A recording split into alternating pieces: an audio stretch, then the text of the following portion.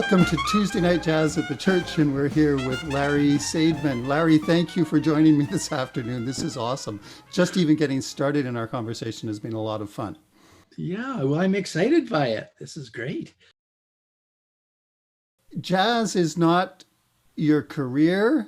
Jazz and radio is not what you've done to put food on the table. Tell us just a little bit about Larry before we get into the deep story here about jazz. Well, my career, I guess, is, for what it's worth, has been in psychotherapy and counseling. And I still do that. I do that through email counseling for an employee assistance program out of Ontario, even though I'm here in Victoria. That's a nice thing with e-counseling. You can do it from anywhere. And you're relatively new to Victoria, right? Yeah, I guess been here a little over a year and a half. Came from Peterborough. And before that, we were in Penticton, lived in the Yukon for about 13 years. Alberta is where I was born and raised. So kind of been all over the place. So how are you finding Victoria? Are you enjoying the move here? How can one not? I mean, it's incredible. No, it's. I think that I wonder why I didn't move here sooner. You and I met at Tuesday Night Jazz at the church, and you started coming as a regular to our live performances. How did you find out about Tuesday Night Jazz? It was the very first day I was in Victoria. We were, my partner and I, we had a rent-a-car, and we were going to be staying at a place in James Bay, a person who was going away for a few months, and we were renting her place. And as we were driving to it, there was a sign, jazz night, Tuesday night. So quite excited about it. So after we got into the place, I think it must have been the same night. Don't quote me on that, but I'm pretty sure it was pretty close to the same night. So that evening, I went back, walked to the church, and there was this wonderful music and such a beautiful venue with really friendly people, and I was hooked. Well, it's been cool seeing you there as a regular, but that's not where your passion for jazz stemmed from. How did you first get interested in jazz, big picture jazz? Oh, the way everybody does, from the Chipmunks. Tell me more. Oh, really? Well, when growing up, I used to like to get 45 RPM records, and in the late 50s, I found one, I think, a second-hand store by the Chipmunks. It was their famous Christmas song. Well, you flip the record over, and it's David Seville and his orchestra, which was a pseudonym for Russ Bagdasarian, who sort of had put the whole Chipmunk thing together. And the tune was called Almost Good. And it was this 2.5-minute instrumental. And it just blew me away with amazing piano. I mean, I listened to it again today, and it's pure jazz, but I really loved it. I didn't know it was jazz at the time. I just thought it was a B-side of a pop record.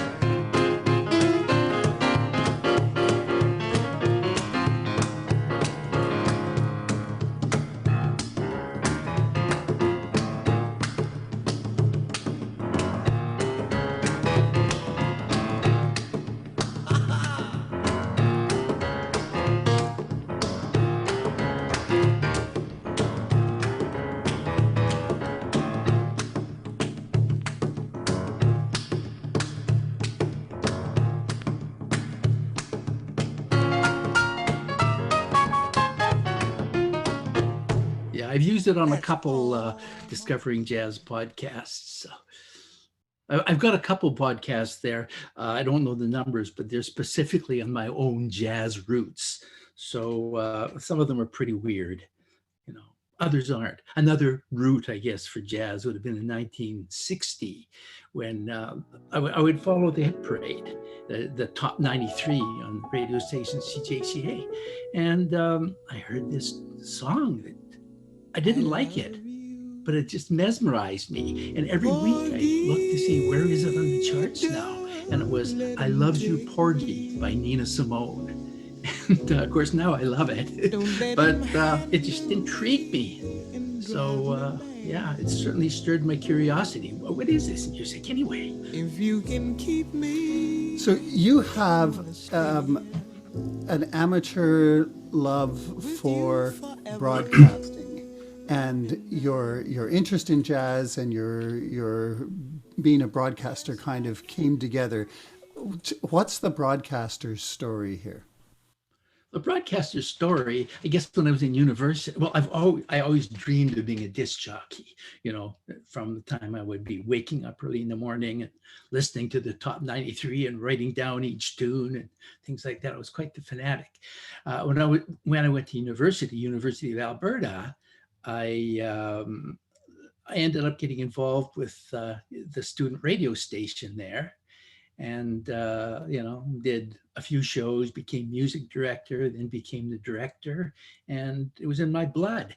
And for years, while I was in university, I kept applying to be an announcer on I don't know if you're familiar with the radio station CKUA in Sure. Edmonton. It's an amazing station. It's community run. At that time, it was run by Alberta Government Telephones, but I kept applying to be an announcer there, and was never accepted, but it's something I always wanted to do. But while I was waiting for them to accept me, I decided to take a sort of social work counseling job, and they never did accept me. So really, if the tides had changed and I would have gotten that phone call from CKUA, who knows where I'd be? I probably wouldn't. Well, maybe I'd still be doing these amateur radio podcasts as well. But you started your podcasts not just for the listener, but very much for yourself as a learning process. And I get a sense when I listen to them that we're along with you on a journey of discovery. Do you want to say something about that? well, I think that is really the purpose of the show. It's for me to discover all this music, and if other people are going to follow along, that's absolutely wonderful. It's great to have company, you know, when you're learning new things. So yeah, I mean, the motto that I put on the program is Larry, the radio guy, and the listener discover jazz together. So, and, you know, and I think it's kind of been reflected, some of it in some of the comments that I get on the iTunes site, you know, in terms of some of the reviews, where there's a lot of people that say, well, I'm just a jazz neophyte, but what I'm hearing here really interests me. Well, I think it interests your listener because you make it so accessible. It's not erudite in any way. You're just seem passionate about the learning and sharing what you've discovered. Well, it's hard to be erudite when you don't know anything, Gordon. I try.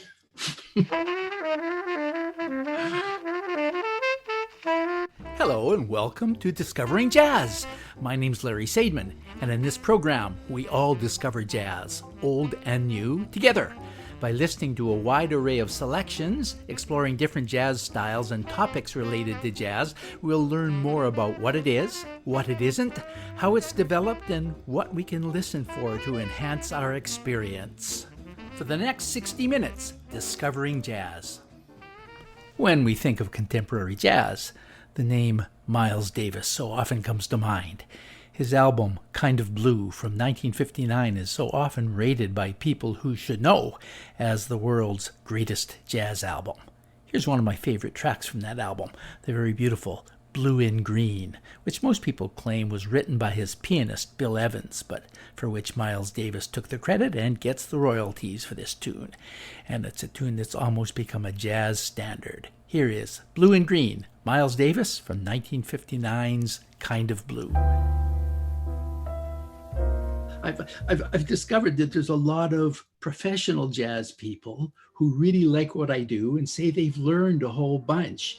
And it's not because I know so much, but because sort of it's these little pockets of tastes that I found or discovered and then sort of explore and do research on, and sort of becomes my passion. And it's often a lot of people that nobody have ever heard of. A good example would be Don Shirley, who only in the past 5 years have people suddenly realized that he existed when they made an Academy Award-winning movie about him, so it was partly about him anyway. So Don Shirley would be one, Bob Duro, who I did a whole program on, and, people like that. But you tell me you talk about some of the great works of Charlie Parker, and I'll say, "Oh, what's that tune? I never heard that before."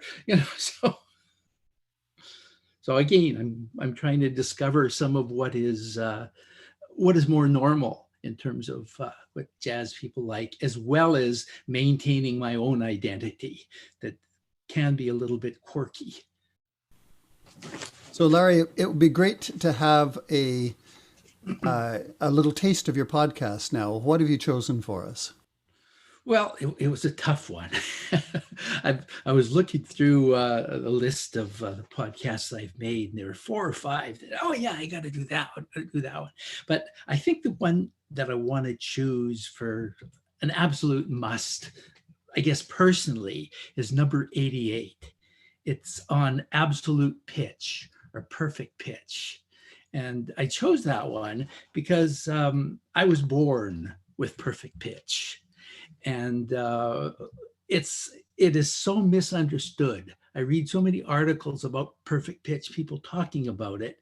And either what they're talking about isn't perfect pitch, or the particular type of absolute pitch they have, they assume that's what it's like for everybody. Well, in actual fact, it's a different experience for different people, absolute pitch, and it's not always an advantage. So in that episode, I really explore a whole bit some of the research on absolute pitch, as well as playing music by jazz musicians who had it, who had that perfect pitch, and getting some quotes from them about how it affected them, and one of the little part that you might be interested in playing, it was right after, I think, the second last tune of Gary Burton. And Gary Burton, he lost his perfect pitch due to, I think it was a heart operation or something, some kind of operation. And it affected him so much that he totally retired. He totally stopped playing. It was almost like he couldn't do it. And that was very similar to my experience. It's been documented, by the way. Oliver Sacks has talked about it, that you lose perfect, that it's not uncommon to lose it at a certain age. It just disappears. One day I was in a choir, singing in a choir in Langley, at this place where I was living, and suddenly they were singing in a different key. I couldn't understand. Did they give everybody new music or something? I was really perplexed. I think I went ballistic. What had happened is right at that moment, I lost my perfect pitch. It disappeared. And I was hearing tones, notes about a note and a half different from where they actually were. It's like if you were if you see colors, and suddenly you're looking at something that's blue and somebody tells you it's red. It was that dramatic. So I talk a little bit about my experience in that podcast, as well as play other things from people that have or had perfect pitch. Okay, well, let's have a listen to that now. Okay. One thing about having absolute pitch is that you become dependent on it. One person posting onto a Reddit post about perfect pitch and who went by the name of Pitchy Pitch said, people with perfect pitch very often personify the ability to the point where it becomes like a close friend. We develop a profound intimacy with it. It's been with us our whole lives. It brings us joy and sometimes misery. It seems to make us special. The real point is that the relationship they develop with the notes is real. And they're able to genuinely feel this closeness, this intimacy with music on the most granular scale. It is the love a mother has for every freckle on her baby's tummy. No, obviously notes don't have colors, but they do all have memories, associations, and deep, deep feelings. So it's understandable what happened to vibraphonist Gary Burton. After his last heart operation, he discovered that his perfect pitch was gone. Because of that, plus other health issues, he decided to retire. So why would losing his perfect pitch or absolute pitch be so traumatic? Well, speaking from personal experience, I can say that when many players with absolute pitch begin losing it, whether it's from age or other problems, their general sense of pitch becomes confusing to them. Gary Burton had a final tour in 2017 with Japanese pianist Makoto Ozone, which ended at the Jazz Kitchen in Indianapolis, just 40 miles away from Burton's hometown. Here's a track from that tour and collaboration. It's called Tango, Gary Burton and Makoto Ozone.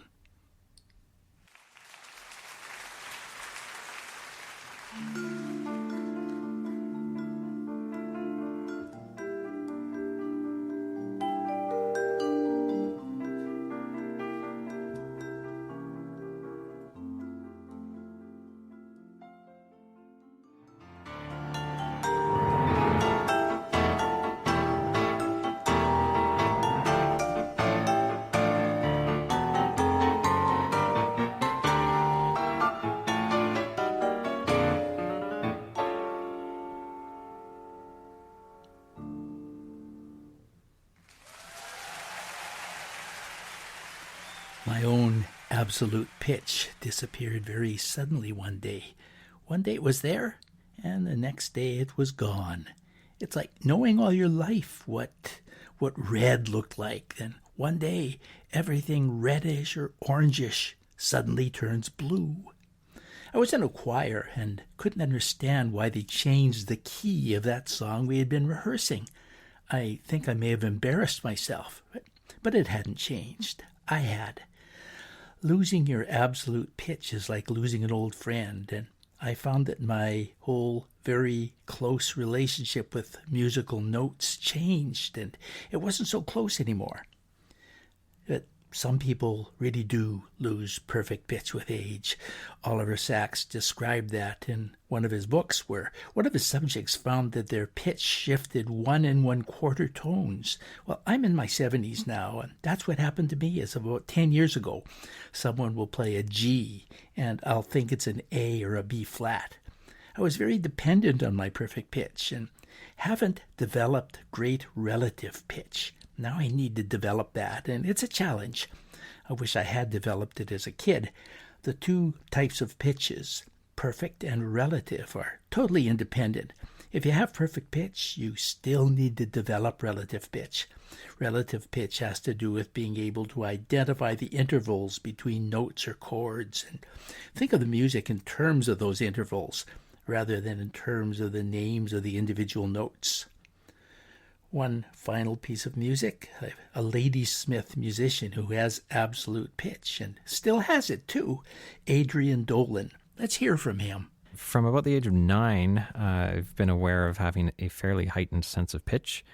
I don't really like the term perfect pitch. I never really have. I don't feel like there's anything particularly perfect about it, but I do have a very strong memory for pitch, and it's usually associated with an instrument. It wasn't until I started playing music, obviously, that I figured this out. I would recognize pitches on the piano. People would play them and sort of test me when I was quite young, and I did pretty well. What I find maybe helps me the most with having a heightened sense of pitch is the arranging work and composing work I do. I'm often working away from an instrument, just working with a page and with pen and paper in front of me. I definitely call on my sense of pitch a lot to hear instrumental parts as I'm writing them and hear actual pitches on the instruments that I'm writing for and that I'm thinking of. Because it is definitely a big part of arranging, especially for orchestral instruments and bigger ensembles, to know what each instrument sounds like in the lower range and in the upper range and in their sort of comfortable middle range. And definitely being able to recall the sound of a specific instrument, that part of my memory that is also attached to the actual true pitch of it, I think is a big advantage there.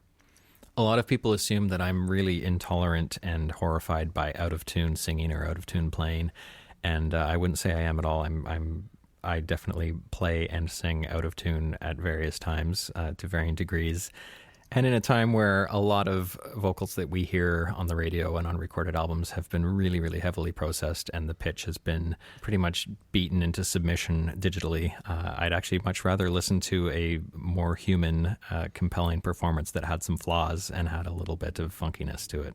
Adrian Dolan, who is part of the group The Bills, may not be known as a jazz artist, but he does play jazz, and he's a great improviser on violin, piano, accordion, and most any stringed instrument, as well as being a much-in-demand recording engineer, producer, and composer. I'll end off with him doing some solo fiddle here. He also intentionally here demonstrates something very typical of people with perfect pitches. Right after opening his violin case, he notices that the tuning is down a tone. Somebody without perfect pitch probably wouldn't notice that. Finishing off with Dance for a New Beginning, played by Adrian Dolan, written by Oliver Schroer. You've been listening to Discovering Jazz. My name's Larry Saidman. Bye for now. I opened up my fiddle case, and it was in this tuning, so it's lower than usual. But some fiddle music is written in alternate tunings. Sometimes the strings are, two of them are brought down a whole tone. It happens that the whole thing was down a whole tone, which they use in Cajun music and a lot of Appalachian stuff. But I'm going to do a new time Canadian tune. Hopefully I remember. That's in this tuning, but not in that vein.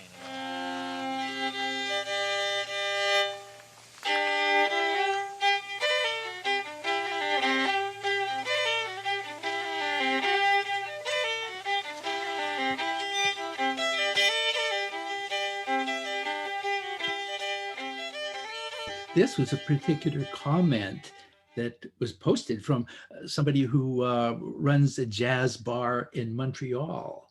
And he said his recommendations are on point, particularly those on the fringes of the genre. So I really like that one because, most of what I play, I think most people would say is definitely jazz.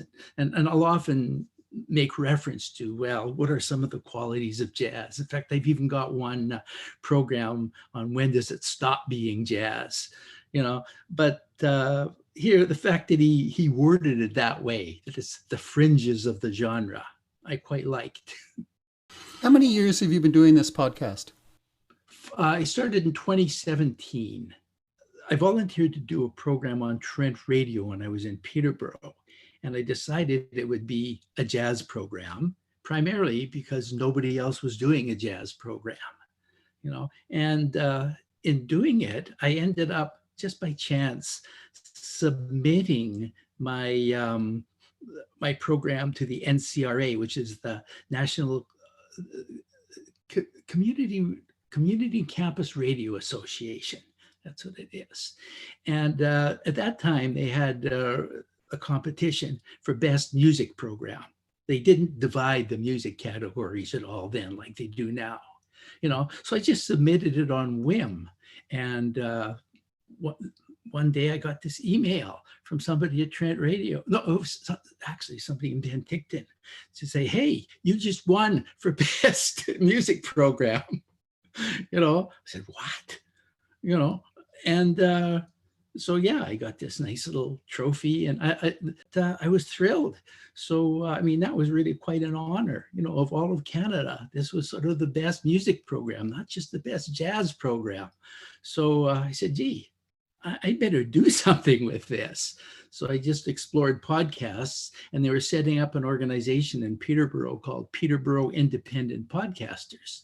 So I joined it and, put my podcast on, and it's now distributed everywhere on virtually every podcast site.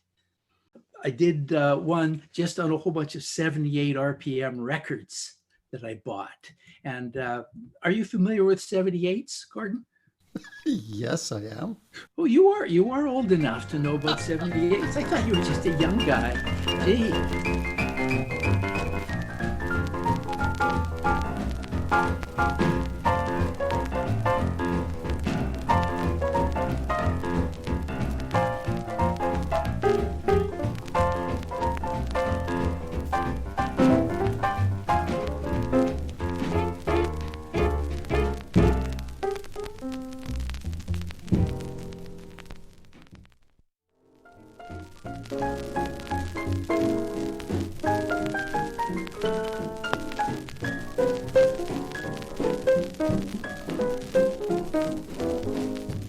Three in a row from Hazel Scott from 1948.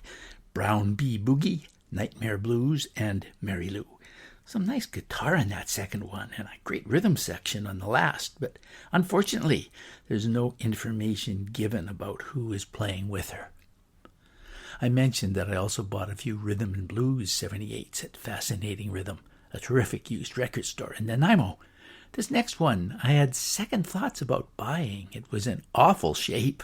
It looked like there was some kind of greasy film on both sides of the record, and I wasn't sure it would even play, let alone sound good. Sure enough, I put it on my Stanton turntable with my special 78 RPM stylus, and it slid right across the record. So I washed it in water with a bit of dish soap, tried it again, and here is how it sounds.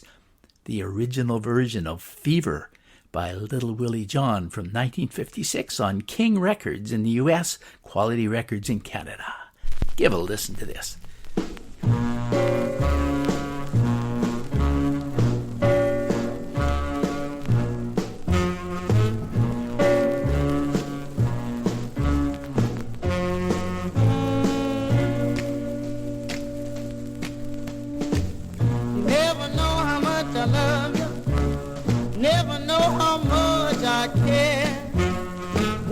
Put your arms around me. I get a feeling that's so hard to bear. You give me fever when you kiss me. That tune was written by Eddie Cooley and Otis Blackwell, and he went under the pseudonym of John Davenport. It was written for Little Willie John, who you just heard.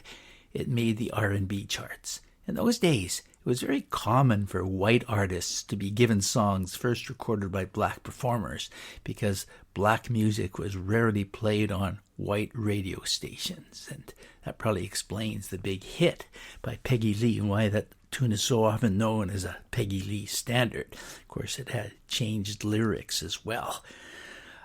The white artist, in this case Peggy Lee, was said to have covered the record. That's the origin of the term cover version, when a rival version of a tune would be recorded to compete with a recently released or original version, and was often, though not always, a white person trying to cash in on a lesser-known black artist.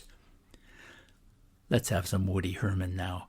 A lot of people didn't know that Herman, as well as being a fine clarinetist, saxophonist, and band leader, was a pretty good singer. Here he is with 4 or 5 times, a Decca 78.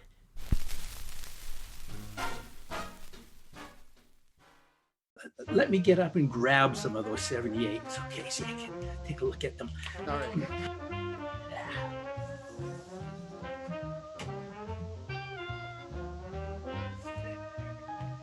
I suspect that some of the listeners don't even know what a 78 RPM record is. And a lot of people that do know about them think, oh, they sounded so awful. Well, in actual truth, because 78s are played at such a fast speed, they tend to sound better than a lot of the time even when they try to remaster them onto CD and 33 to 78, sometimes will sound a lot better.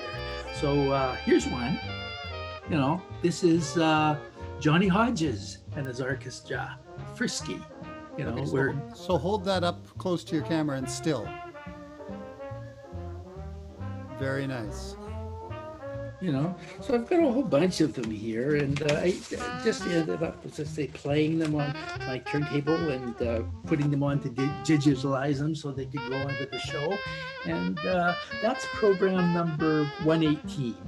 So people, if you like really old stuff and you want to hear some 78, some of them sound great, some of them sound horrible. But, the quality of the music in all of them is very good.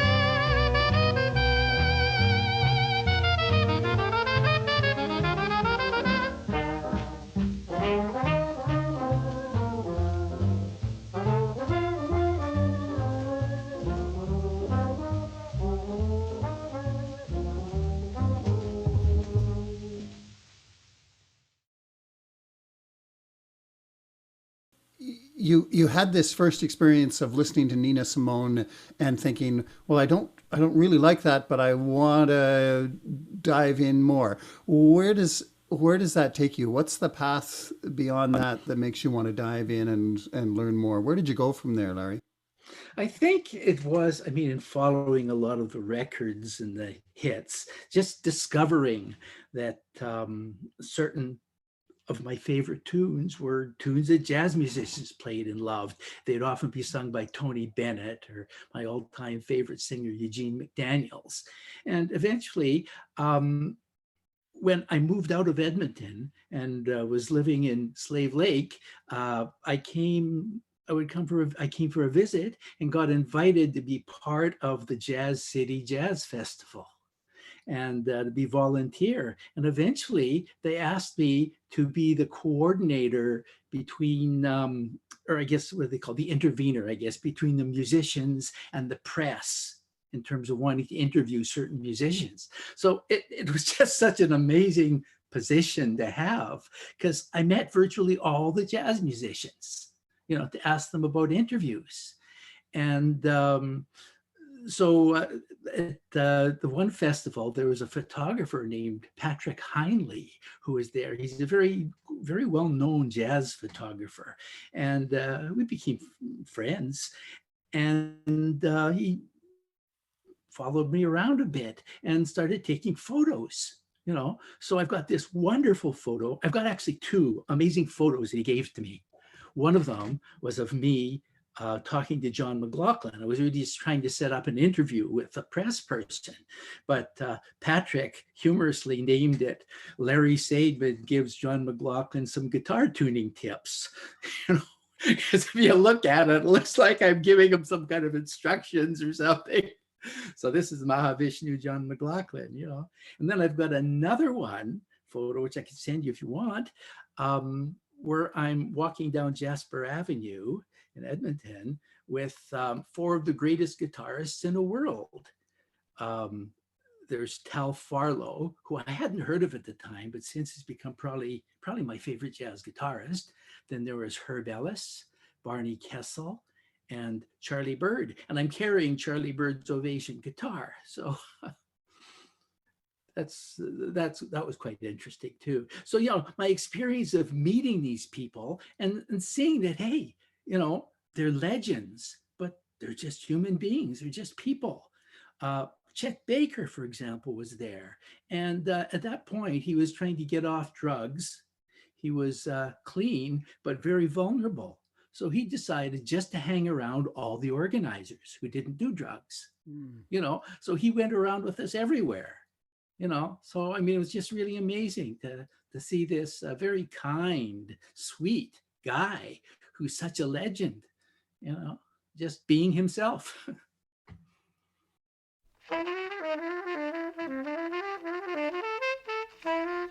Hello, welcome to Discovering Jazz. My name's Larry Saidman here in Victoria, BC. In this program, we all discover jazz, old and new, together. We'll listen to a wide variety of jazz styles, and I'll present different topics, giving ideas as to what we can listen for to enhance our experience. Thanks to Peterborough Independent Podcasters for hosting this podcast. For the next 60 minutes, Discovering Jazz. Today I'm talking with an amazing drummer, composer, and band leader, Victoria's Kelby McNair. Kelby has evolved into one of the most important leaders in jazz in Victoria, and one can't really avoid seeing or hearing him anytime you go to a top-quality jazz concert on Vancouver Island. Kelby is also an educator, and his mission in life is very much to inspire people, both from his words and his music. I was lucky to be able to spend an hour with him talking about jazz drumming and asking for some recommendations of records to listen to in order to help me understand more about the role of the drummer. If Miles' band with Philly and those guys is like a bunch of grapes, Vernell is the wine. Vernell is the distillation of all that energy, playing only what's needed to tell a story to the audience. Well, I think one thing that makes that trio so special is they arranged as a trio. A trio is not a piano player with a bass player and drummer. It's three musicians playing together. If you listen to the way Vernell plays brushes, Vernell's coming from a New Orleans tradition. He's playing calfskin heads. He's playing a larger bass drum. He's got a very particular sound concept that he's doing. So Ahmad's trio kind of says, okay, we're going to paint a picture using this canvas, this size canvas, and we're only going to use 5 colors. Now, if you've ever tried to paint a painting and use only 5 colors, you'll notice that it's totally different than using 10 colors, totally different than using 2 colors. So what Vernell plays primarily on those records is you'll hear, like on Surrey with the Fringe on Top, you'll hear snare drum and you'll hear bass drum. You'll hear the time being primarily played with the hi-hat and the snare drum. All those, what we call hits or shots, are being played in rhythmic unison with the bass and the bass drum. And it just creates this incredible clarity because it's only used in key moments when it's really necessary. And what it does is it shapes the composition, and you'll notice that there's times when they'll play a figure on the head in and they'll play that figure on the head out. It'll be exactly the same place, exactly the same spot, same dynamic, same figure, same articulation, same clarity of expression. And what that does for us as a listener is that helps to bookend our experience. And then what they often do is they'll also refer to it throughout the solo choruses, which is something that's somewhat unique to Ahmad's trio. They'll play sometimes those comping figures underneath the piano. Maybe it's a rhythmic figure that comes in the last 4 bars of the whole melodic cycle at the head. And maybe they'll bring that in the soloing as well. And it becomes almost like a big band figure or a theme. It's its own identity that comes up in the playing. Here is that version of Surrey with the Fringe on Top, the Ahmad Jamal Trio from 1958 with Ahmad Jamal on piano, Israel Crosby bass, and drummer Vernell Fournier. Kelby is just such an amazing educator. you know. and I mean, he's a real model for me in terms of being able to how to learn to explain things in a way that people can understand. And he did that so well with jazz drumming. To me, I'd never thought about jazz drumming. In fact, when I had a little trio in Peterborough, we didn't even have a drummer, you know. I've really come to realize that, you know, the subtleties that go on in jazz drumming, it just takes such a trained ear, I think, to really hear it. And Kelby points this out beautifully. Larry, I think what really got me excited about having this conversation with you was delving into one of your podcasts. And I turned it on and I thought, well, I'll listen to this for a few minutes. And then I stayed for the whole thing. And I stayed for the whole thing, Larry, because you've got such a relaxed and gentle way with your listener and the tone of your voice and in the way you share your story and your jazz journey. So I want to thank you for that. Like, you've really turned me on to something really cool. And I'm glad that you're here in Victoria continuing this work. Well, thank you so much, Gordon. I mean, I really appreciate hearing that, because sometimes it feels pretty lonely doing the podcast, you know, and you wonder who is anybody out there? So we're going to provide an obvious link to where people can follow you. And what's your recommendation? Should they start at the beginning and kind of do it like Netflix, where you're going to listen to a different show every night? Or can you jump in anywhere? Oh, you can absolutely jump in anywhere. You know, it's geared towards that. My suggestion would be just look at the names of the topics. And if you see one that kind of turns your crank, give it a listen. And if after the first few minutes or so, you say, no, this isn't for me, go to another one, you know. And, you know, a lot of them are very specific topics. Others are just looking at a whole bunch of different tunes and maybe talking a little bit about their history. So you never know what you're going to find. Larry, I really appreciate this time. Like, it's been a real joy talking with you, and having the face on the screen with your gentleness. It's been just tremendous. We're going to play a piece of music to leave with, and we're going to play it in its entirety. What would you like to hear as we go away from this conversation? Oh, wow. That's a tough one.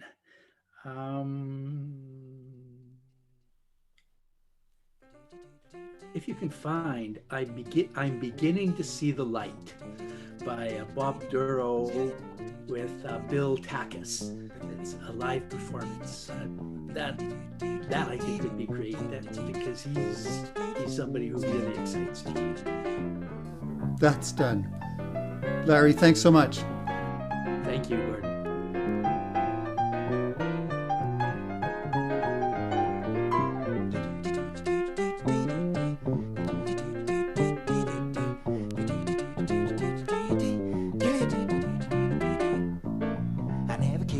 For moonlit skies, I never winked back at fireflies. But now that the stars are in your eyes, I'm beginning to see the light.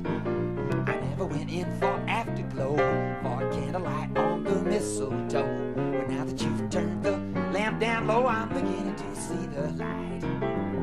I used to ramble through the park, shadow boxing in the dark, and then you came and set the spark, and it's a full-on fire now.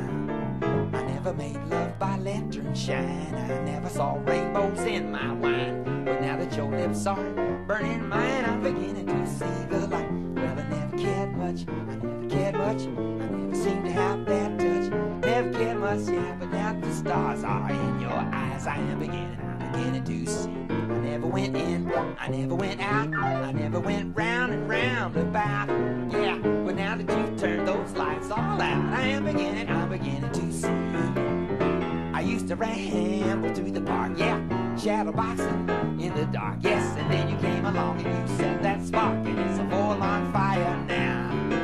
I never made love by lantern shine. I never saw rainbows in my wine. But now that your lips are burning mine, I'm beginning to see. Well, I never cared much.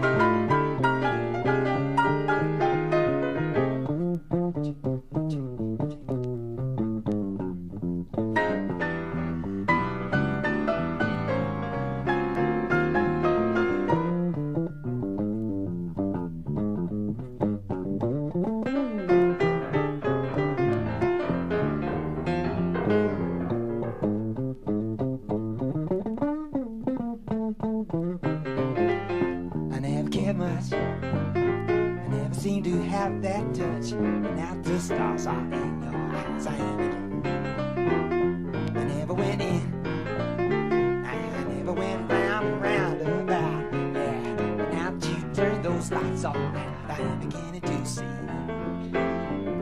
I used to ramble through the park, yeah, shadow boxing in the dark, yes. And then you came along and you set that spark, and it's a four-alarm fire now. Why?